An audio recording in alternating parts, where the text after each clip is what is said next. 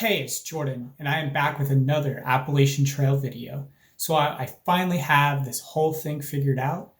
I finally have a plan to hike the Appalachian Trail in 2020.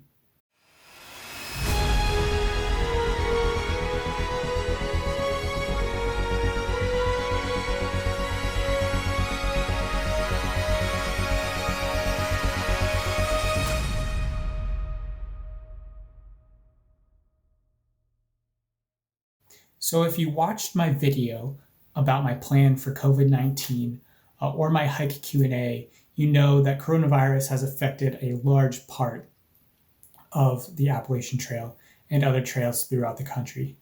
It's closed various state and national parks, and the Appalachian Trail Conservancy has asked people to stay off the trail for now. And more details are in those videos. I have them linked here.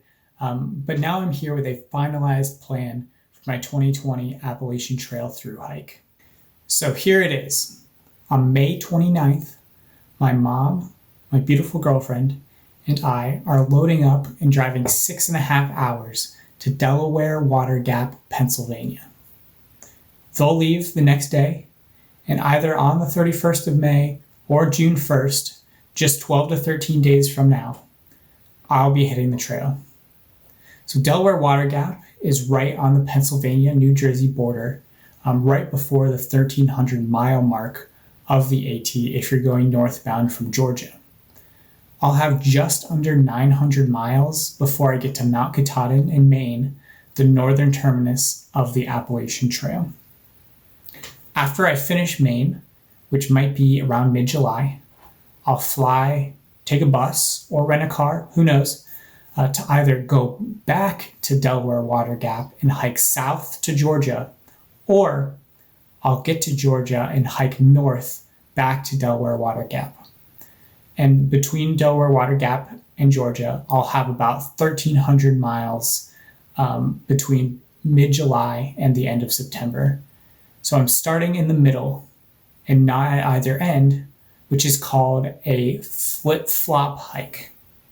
And my goal is to complete my flip-flop of the Appalachian Trail by October 1st, 2020.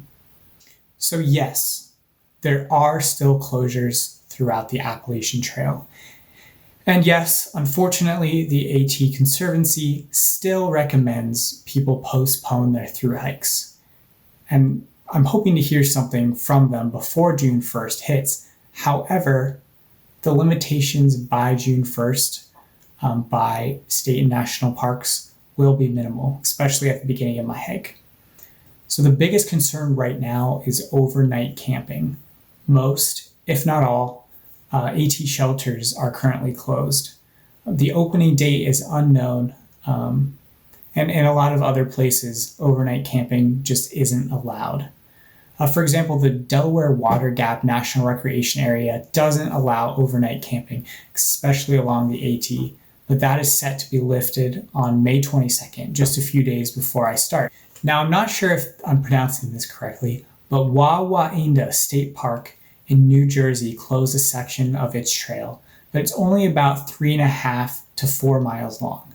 By the time I get there, hopefully it'll be opened up. If not, I'll either skip it or maybe just hope I don't get caught.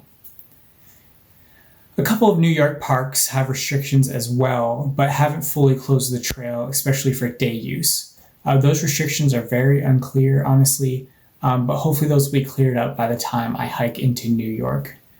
Maine's Baxter State Park, which is in a county with one case of COVID-19, mind you, is closed for camping and hiking above tree line, but that is set to be lifted on July 1st, which is presumably a couple weeks before I'll arrive in Maine.